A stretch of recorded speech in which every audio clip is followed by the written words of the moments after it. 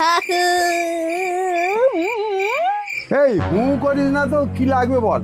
কেমন লাগছে একটু ইন্টারভিউ দাও তো। এখন ঠিক মনের অবস্থা কেমন কাকু? মনের অবস্থা আবার কি হবে, দোকান যেরকম চলছে চলছে। না মানে তোমার ছেলে তো এইসব ডুপ্লিকেট করে 2016 সালে চাকরি পেল, চাকরি তো গেল, ছেলে তো ঘরে বসে, কেমন লাগছে? সরকারের দেনা কি করে শোধ হবে? দোকানটা বেচতে হবে নাকি? সে সম্বন্ধে কিছু বলো তো। এই তুই কি ভাবছিস রে? আমার ছেলে পড়ে পড়ে চোখে কালি পড়ে গেল, পাস করে স্কুল মাস্টারি চাকরি পেলো, তুই কি মনে করছিস ঘুষ দিয়ে চাকরি পেয়েছে? এই দুঃখের সময় এসে এখানে এ করছিস? দেখ তোর মাথাটা ভেঙে দেবো একবারে, যা। হ্যাঁ, তুই দোকানে আসবি যত চালাকির কথাবার্তা, হ্যাঁ ছেলেটা লজ্জায় পাড়ায় বার হতে পারে না, আর ও এসে দোকানে চালাকি মারছে, মা আরবো এবার এই বাড়ি ঠ্যাং ভেঙে দেবো একেবারে।